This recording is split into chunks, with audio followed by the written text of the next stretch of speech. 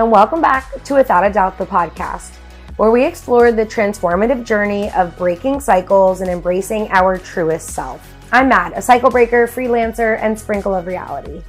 Each week, we dive into conversations that challenge conventional thinking and inspire personal growth. Here, you're going to find practical tips to help you navigate your own path forward towards authenticity. Whether you're looking to overcome limiting beliefs, create meaningful change in your life, or simply live more authentically, you're in the right place. So get ready to break the cycles that are holding you back and start living a life that truly reflects who you are meant to be. Do you ever feel as if you're constantly being sold to? As soon as you get the newest item or the newest edition of something, a newer one comes out, and then instantly you're like, well, I need that version too. I once shared that I have a car that is from 2009 and it runs great, and I have thought about buying a new car, but it runs great and it's reliable. So why do I really need a new car? I also have a water bottle. It's my favorite. It's Hydro Flask. This is not sponsored, by the way, but I am absolutely obsessed with it. I've been using the same water bottle for 5 years. It is dinged up because I drop it all the time. It is loaded up with stickers. It's like my personality on the water bottle, and I love it. I recently did buy Kendra a brand new Hydro Flask because she doesn't have one that was the ounces she wanted. These ones really hold your ice, like literally for over 12 hours. Once again, this is not sponsored, but I bought one for her recently because I know how great mine is, and I've been using mine for 5 years. I don't really need a new Hydro Flask. It is always nice though to get something new, but I love what I have, and I don't even think I would switch because I just love the little personality of my Hydro Flask. I could probably swap out my straw and plastic topper though, because life goes on. Kendra is the cleaning queen, so luckily she takes care of all of that shit and making sure my water bottle is not moldy. Do you ever think about how many water bottles or cups are like in your cabinet and how many of them you actually don't even use? That is overconsumption. We accumulate this stuff we are being sold to, thinking we need the newest water bottle, the newest Stanley cup, even if what we have is actually fine. There's this trend on TikTok recently called junk journaling. Maybe I am actually late to the game, but it is new to me. It's been all over my FYP page, my For You page on TikTok. And it's essentially where you collect stuff and you make a mini scrapbook with your junk.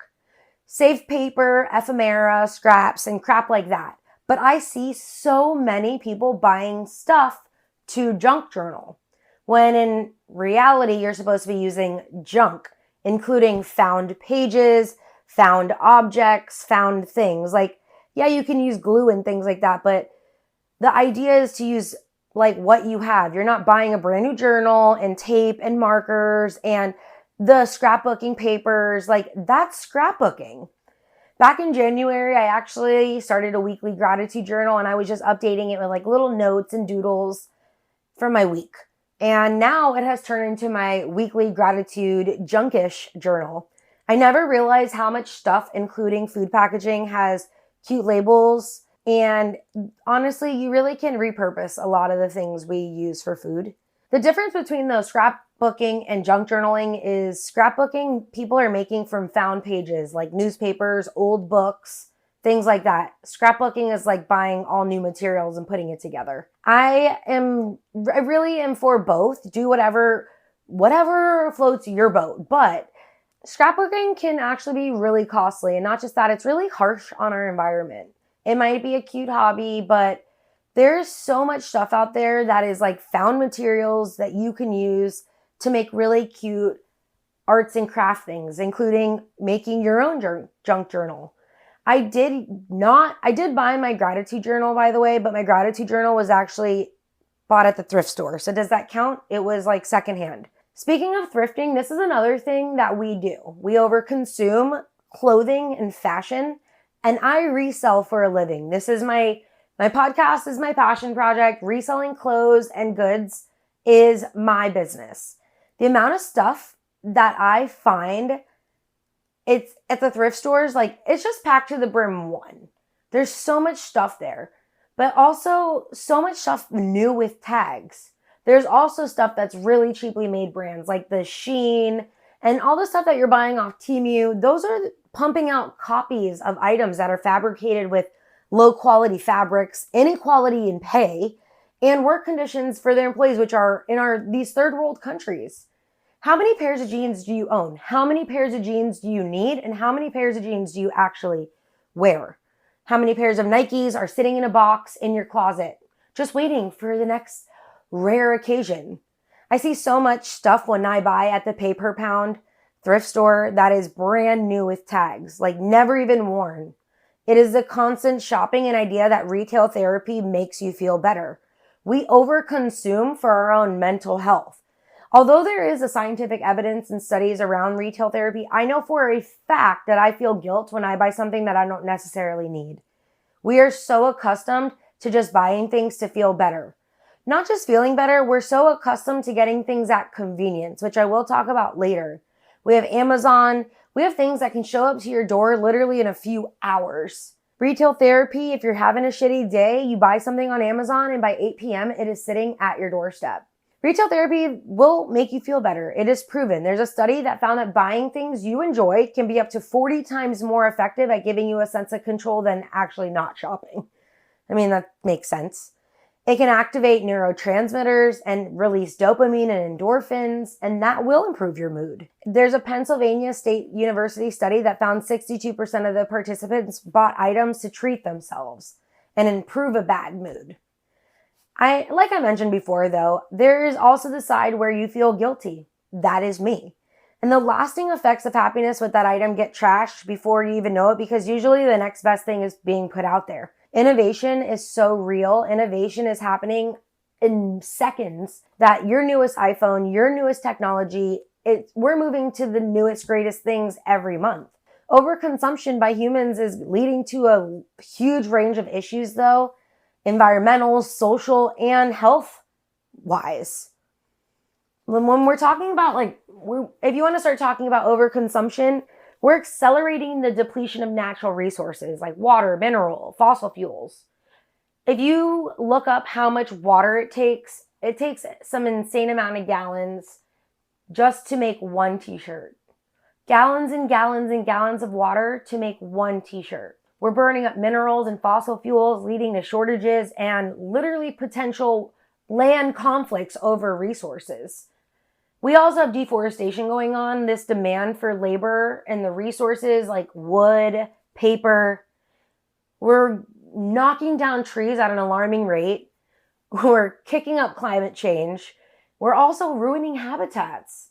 The biodiversity is getting reduced, and we're really affecting so much on this planet Earth. Pollution's even higher. There's more waste because we are making more. There's more waste because we're throwing out more air and water pollution than ever. That's harming our own health.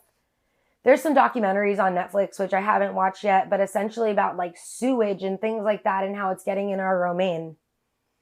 That's just human waste. What goes in your body and out and is spewing into our fields. But imagine other kinds of chemical waste that is spewing out into our fields, oceans, crops, water. The climate change, we talk about this on all different episodes because we live on this planet as humans, and living an authentic life means caring for what life we are leaving after we are here. There's an excessive use of fossil fuels and other carbon-intensive activities, increasing greenhouse gas emissions, global warming, like all these crazy weather events. We're accelerating that. And then we can get into the social issues of overconsumption, the inequality factor, socioeconomic inequalities. Wealthier individuals or nations will consume a disproportionate share of resources. They're going to take more and leave less for others. Let's talk about the Stanley Cup demand. If you had the money to buy multiples and you had the time also, you could go out and buy a few $100s worth of these Stanley Cups so you could resell them for more money. I'm a reseller, so I know people were doing this. The ones who had the money up front and the time to drop a few $100s ended up flipping these for like 4 times the amount at that time. The way that these cups were marketed through Stanley, the way the influence on social media took over everything, how much these cups caused a commotion, is a great example in overconsumption. No one needed the Stanley Cup. People wanted the Stanley Cup. Those who had the money and the extra funds for a $40-something cup went out and got it. And those who didn't care that much never touched the pink or red Stanley. They didn't care. And I think I'm finding the Stanleys in the thrift stores already. No one's talking about the Stanley anymore but me. Overconsumption will also lead to economic instability. It often encourages unsustainable economic practices and creates bubbles in markets. The culture of overconsumption can actually erode traditional values and social structures. We start prioritizing material wealth over community and personal well-being. It's the prime idea behind social issues and products. So many kids who couldn't afford the Stanley Cup at school were going to get thrown into the bubble of not being cool enough or not having the latest or the greatest when what they have actually already works. Their other water bottle brand is fine. Their Bobo brand one is great. We also start talking about overconsumption with obesity, health issues, chronic diseases. In a lot of parts of the world, overconsumption of unhealthy foods, here in America especially, is really leading to higher rates of diabetes, heart disease, hypertension. Hello, here in the USA, the land of fat people, we fill our plates and we overeat. We move too little and blame America for our health issues. We are targeted in marketing with fast food commercials and sugary foods everywhere. When I'm at the gym and I'm on the treadmill, the Taco Bell commercial is on the TV and it's flashing and I'm getting fit and I'm drooling over a chalupa. Being sold crap while I'm also trying to harness my own physical well-being. Also, the $7 Taco Bell box really has been taunting me, and the commercials are following me, and I want Taco Bell real bad. Mental health and overconsumption, like pressure to consume more and more, the constant bombardment with advertisements when we're just scrolling on our phone. If you're on Instagram, social media, TikTok, the ads are sprinkled in between. On TV, it's your commercials. Hello, we have anxiety. We get all these diminished ideas in sense of less of who we are because we're not adequate because we didn't have what the latest and greatest is. We're not great enough because we don't have the Stanley Cup. Overconsumption oftentimes is also going to lead to a lot of food waste, which not only has environmental impact because we're taking more, we're cutting back more, but it's also leading to food insecurity for those who lack access to even adequate nutrition. Can I take a second here? I cater on the side. I serve hors d'oeuvres to rich bitches, and the amount of food they take and never touch amazes me. There are starving kids and people all over the planet, but we are tossing food in the trash because we took too much at the buffet. Because we just had to have 6 pieces of steak. Like, we buy too much food at the grocery store because we're too lazy to make a stop in the week.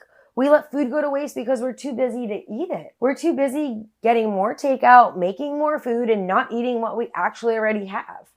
Pay attention to the food you waste, and I guarantee you won't even realize how much you trash. Sometimes the trick is literally not buying so much at once and actually going to the grocery store when you do need something and buying what you do need. I feel like that's like the European way. Like, they go to the market every day and they buy fresh ingredients. Here in America, we need to focus on that. Everything for us is in a can, in a box. Most people are shopping the inside part of the grocery store versus the healthier outside. And honestly, a lot of our vegetables and fruits and meats are loaded with hormones and crap and pesticides and fertilizers. And how do we even know what's going in our food these days? It's really stressful. I get back to what people are trashing. Most of the meal portions are just double the size here in America. Like, every time we get things, you get so much. Here's a tip. Share your meal. No one needs to eat a whole entire meal anywhere you go. Anywhere you go out to eat, just share the meal. No one needs to eat a whole entire meal. Like, that is overconsumption also. We are contributing to overconsumption in a lot of ways. It's driven by social, economic, and cultural factors.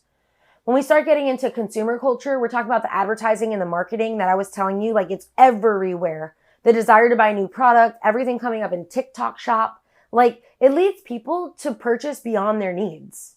We talked about this, right? Me getting a new car. Like, do I need one? No, I have a reliable car. My iPhone works great. Maybe it's not the latest model. My water bottle might be dinged up, but it still holds water. There's shit that you don't need. You just want it because it looks prettier. Because people are selling stuff to you. Don't get lost in the sauce, honey, okay? Many products are also designed to become outdated or break faster. A lot of things are not made as well as they used to be. First thing I was thinking about is TVs. Like, If you have a TV, maybe you've gone through a few. I feel like they burn out very fast, and we go to Sam's Club, you can get a huge TV for a few $100s. $500, you can get like a 45-inch TV. I feel like that is, I don't want to say cheap, but for a TV that's that big, that is an electronic, I feel that is pretty low. TVs are replaceable, and they're also horrible for our landfills. Also, like Tesla cars and the batteries that are going in these electronic cars. Have we tested out and seen how these are going to decompose on our planet? Are we buying the newest electric car, but we don't realize what's going to happen in 10 years or 5 years when you get a new car and that electric car battery is dead? Where does it go? It goes to the battery graveyard. I was also thinking about this with cars, right? Not just Teslas, but when I was growing up, my very first car was a Ford Thunderbird, a 1996 Ford Thunderbird, and that car was solid, like made of metal. The entire body of the car was like a metal car. I have a Honda now. It is plastic. Like, maybe that's not what it is, but it's made a lot different than my 2009 Honda is made a whole lot different than my 1996 Ford Thunderbird was made. My American-made car was made hardier and heftier, where my Japanese Honda is made a little more toy car-y and plasticky. I love my Honda, by the way. She is great. But this is what I'm talking about. Things are not made to last. 10 years later, cars are still built different.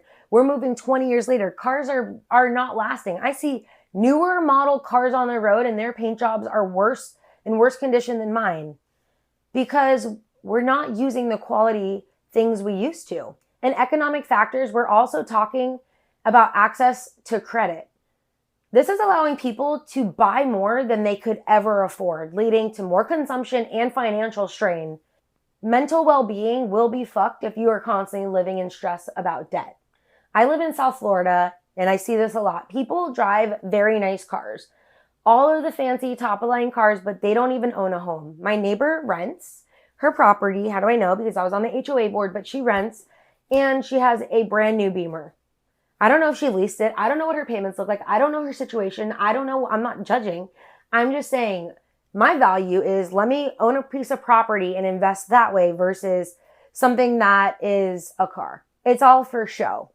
A lot of people are loaded with fillers and Botox, and it's for the aesthetic. Even if they don't have the money, they will go and swipe their credit card for that aesthetic to look better. Because if you look better, you're going to feel better, right? We're moving into social factors. The tendency to compare ourselves with others it's normal. We're fueled by social media. It's driving people to buy more and keep up. I keep talking about all of the Instagram ads and TikTok shop. The standards and everything of like what is actually truly happy when people are scrolling. Yeah, retail therapy can make you feel better, and it can be, but it's got to be a purchase that you've been wanting to make.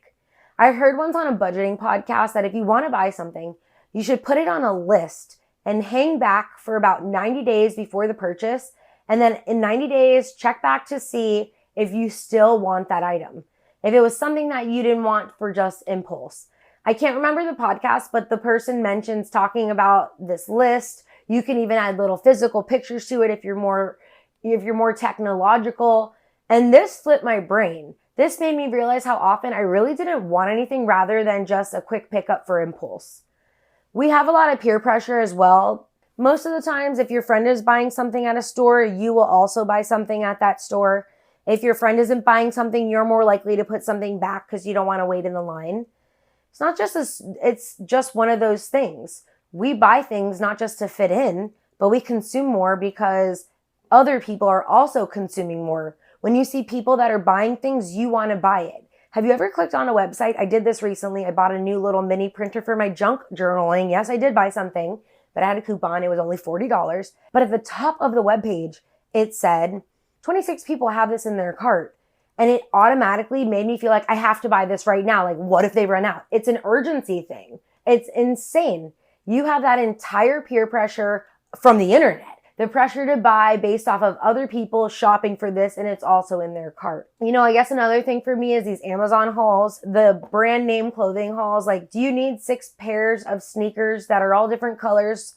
No. Can we just get 1 pair of sneakers for this and 1 pair of sneakers that does something else? Different functionality is fine. But why do we need everything in different colors? We don't. the pressure is not just at the store, but it's also in your feed, and it's what you're scrolling, and it's what's on your phone. And then finally, we're moving into convenience, right? A lot of times we're going to just start buying things and using higher consumption of single-use products and fast food. Why? Because convenience makes our life easier. It's not environmentally friendly. You probably know that. You probably have a little bit of guilt when you do it. But we do it with fast food. We do it with Amazon. Think Temu, think Shein. We're putting our money into quantity, getting more of things versus how much it costs, because we like cheap, fast, and easy, the American way. Sometimes the long route, the non-life hack route, the right way takes longer, and it's not going to be any more simple, but I promise you it's worth it at the end. Quality does last longer. Buying the nicer quilt will last longer. Buying the better shoes will last longer. My grandma, I used to ask her all the time to take me to Payless, and she just couldn't understand it. My mom shopped at Payless. That's what she could afford when we needed new shoes. But my grandma had this idea that quality is always better. So she would take me to get quality shoes, brand names, Nike, Reebok, whatever. And they sure as hell did last a lot longer than my Payless sneakers. So I'm telling you, the more expensive, or not necessarily always the more expensive, but quality will outlast. And that's really the goal. Overconsumption doesn't necessarily mean spending less money. It means having less of everything. We do not need 5 million. We do not even need 10 pairs of sneakers, but we all probably have 10 pairs of shoes. We live on that convenience idea with Amazon. And like I said, everything's showing up to your door. Like I even have a cousin that ships lobsters, like straight to your door in a box. It's something we pay for one way or the other. And then we're moving into cultural factors. This is like societies start emphasizing consumerism. Often we start valuing material wealth and those possessions like as indicators of success and identity. Like I said earlier, owning a piece of property rather than owning a car. That to me is more value than a car ownership, but that's my thing. Maybe for you, owning a nicer car is more value for you. We end up driving higher levels of consumption, getting the newest Tesla, watching the Cybertruck drivers. It's kind of funny. You know, does everyone think they're really cool? Those Cybertruck drivers really think they're so cool, and they're just driving around, but I think they just look stupid as fuck. And what are you showing off? How much money you have that you could buy that car? What are you exactly doing with the Cybertruck? Then we're going into special occasions about overconsumption. Oh Lord, this is one of my, ding, ding, ding, my flags, right? Excessive buying of gifts, decorations, other things. Like people buy brand new gifts. People are buying brand new decorations every year for every holiday. Why? Why can't we use the same decorations every year? Why do we have to gift every single person only at Christmas or holiday or Hanukkah time? I have opted out. This is just me in the last few years, and I really hate holiday shopping. I feel the pressure to buy someone a gift, and makes me cringe. It's essentially cash swapping. Like, hey, here's a $25 gift for another $25 gift that I didn't want to buy myself, but I'll buy you something so you could buy me something. Like, I would rather you just buy me something on a cold day in February when you think of me passing at the store. Like, you see a magnet, you see a sticker, you want to get it to me. Like, that is more thoughtful in my opinion. The in-between holiday gifts, not just the holiday gift because it's the season of giving. The season of giving is 365 days a year, not just around December. Stop buying shit because it is holiday time. And then we're moving into trends and fads like, hello, these rapid cycles of trends, they just be flipping through so fast. How to stay in style. Shein, those crappy brands, all of those things, the Stanley Cup, we can leave that here.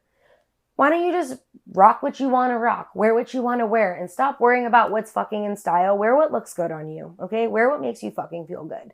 I think one of my biggest thing is we have this over-reliance on energy-intensive appliances and vehicles, and these are the things that are truly contributing to higher consumption and energy resources. Like, the more technology, the more we are burning the planet away. Do your part. Turn your lights off. Stop buying the newest iPhone and the newest computers. Stop running your water. Overconsumption is like another thing. I talked about this with fast food and convenience, but we're really big wasters in food. Why are we wasting so much? I talked about a lot of... We can really amp up and help with overconsumption because I think sometimes we start buying because things look pretty. the aesthetic of things versus reusing a jar and making something at home? What about the idea that fruit or veggie isn't perfect, so we can't sell those? Bruised fruits and veggies are trash. We have to have the nicest looking things, even in our food, in the boxed food. When we're looking at things, we need to be more focused on ingredients and sugar, not what things are so pretty, like the value that food has. We overconsume because we want to try the brand new Reese's. We want to try the brand new, I don't even know, the latest and greatest from this brand. You want to try the new energy drink. You want to try the new pre-workout. And that leads me into a lack of emphasis on really recycling and waste reduction because, hello, we're tossing so much into the landfills. We're contributing to environmental degradation. How many iPhones have you gone through? How many books have you purchased? You could have just rented them from the library. How much do you throw away? How many times have you bought one shirt and never wore it again? Your trash has to go somewhere though. However, once you start trashing all thing things and the latest thing great and the last thing you had isn't as great anymore, your trash is going to end up somewhere. And whether you see it or not, the trash will always be our problem. It remains on this earth. So overconsumption of things still lands on our plate. A lot of people are not even realizing the mineral and chemical aspect of overconsumption. iPhones, batteries for Teslas, all these things that I keep talking about are made with cobalt. Not just that, but we need to wake up because these children and people that are mining for cobalt are in these harmful environments, toxic for their breathing, for their respiratory systems. And these are children doing this. And men and humans in countries that are forced to mine by gangs and military for your newest iPhone. Because the iPhone you have now works great, you just want the newest one. So much of what we have is unethically produced. I know you've probably seen that movie Blood Diamond. If you haven't, just go Google it. Next time you get a new phone, a new computer, the new tech product, think about those commercials where the African kids need food and money. Those are the ones that are mining your things. Those are the people that are dying so you can have fancy shit that you don't even give a fuck about and you throw in the landfill. I think a lot of times this demand for products and global supply chains can actually increase the environmental footprint we're doing because the transportation. We are having things made in China all over the globe when we could do it here in your country. But it costs more money to have someone do it here. So you want to fuck up your carbon print. You want to add more. You want to waste more gas. You want to add more pollution by transporting things back and forth across the ocean. One of those things I actually started thinking about overconsumption, and this is, I'm not hating on Taylor Swift or anything, but when you have a lot of money, you can do a lot of things. We were talking about that before with economic factors. Taylor Swift is one of those people who can afford a jet ride anywhere she wants. Last year, when she started dating Travis Kelce, she traveled so many times to so many games in between all of her concerts. If you Google and see how much Taylor Swift ruined the planet with her carbon emissions from her jet and how much she puts on the planet as just one person, one human being going to watch her boyfriend play football, maybe you'll be a little enraged and maybe you'll drop a few brownie points on your love for Taylor Swift. The environment. She is over consuming on the world's resources as one person. We waste so much. And to think about that, she is one person. Overconsumption honestly starts with rethinking and changing our own patterns, adopting more sustainable practices, prioritizing quality over quantity, and starting to promote a culture of mindfulness and responsibility in consumption. We have to do better. It starts with us. Not needing the newest of new, we have to have the ability to help the planet, but we also have to free ourselves from the consumerism idea that the newest and greatest and latest does not equate to wealth. It doesn't. We have to free our minds. I've been reading again, and I started reading a book called Out of the Easy. And there's a part of the book where some New Orleans quarter folk go to the rich people's party. And when they leave, they start talking about how rich people are soul broke. They have pianos, but they don't even know how to play them. They have loads of family photos, but they actually hate their family. They have fancy cars, but they don't even drive them. They have people to drive them around in them. It's all for looks. It's all for show. But it's not for their soul because they are soul broke. And I think that's the best way to describe the walking consumer. The Amazon impulse shopper. The soul wants more, but all you got right now is the ability to buy. I wanted to make this episode maybe with a little influence to de-influence you. Make you stop and think the next time you are about to buy a brand new water bottle. What's wrong with the one you have? Did you lose it? Is it broken? I want you to pay attention to the commercials that are coming across your feed, the billboards, the advertisements when you scroll. Are you being targeted? I've been talking about this LL Bean tote bag that my mom has that I really want.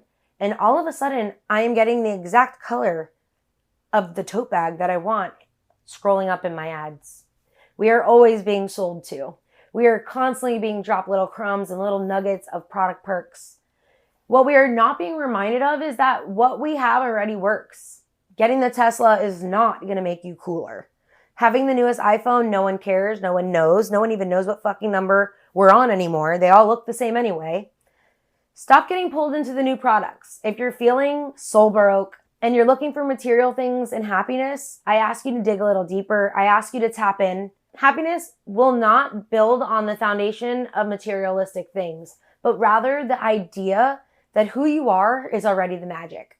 And honestly, I'd rather hear a cool story about how you hiked to the top of Mount Everest, or the time you tripped on shrooms at that music festival, or the one time a homeless person tried to give you a hug because you said you would get her a puppy, versus talking about what you have.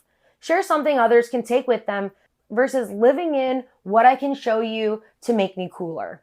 Memories make better stories than material things, period. Go out, look at the clouds today, and try to spend as little money as possible. I promise what you have is already enough. You are without a doubt a badass. Don't you forget it. I will see you next Wednesday. XOXO, your girl, Mad. Bye.